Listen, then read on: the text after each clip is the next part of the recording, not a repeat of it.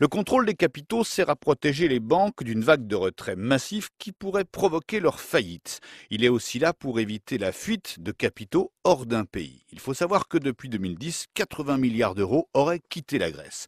Le contrôle des capitaux, c'est un arsenal de mesures. Il y a d'abord la fermeture des banques. En Grèce, c'est prévu théoriquement pour une semaine. En 2013, à Chypre, la fermeture des banques avait duré près de 2 semaines, avec notamment une interdiction des virements par Internet ou l'impossibilité d'échanger des chèques contre du liquide. Autre mesure, les retraits au guichet automatique sont limités. Cette mesure est là pour que les banques gardent du cash, car si elles perdent tout leur argent liquide en raison des retraits aux distributeurs, elles se tournent vers la Banque nationale de Grèce, qui se tourne à son tour vers la Banque centrale européenne, déjà largement sollicitée. Pour éviter cela, les retraits ont donc été limités en Grèce à 60 euros par jour.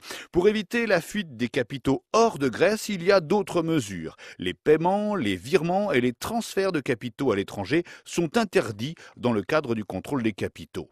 La France a déjà connu ce genre de restrictions bien avant l'arrivée de l'euro. Nous sommes en 1983, alors que le franc est malmené et que la fuite des capitaux menace. Le gouvernement socialiste limite la somme maximum que les Français peuvent changer pour un séjour à l'étranger. Un carnet de change aux devises est mis en place. On ne peut pas changer plus de 2000 francs par touriste français. Avec l'inflation, ça représente aujourd'hui une somme limite de 600 euros.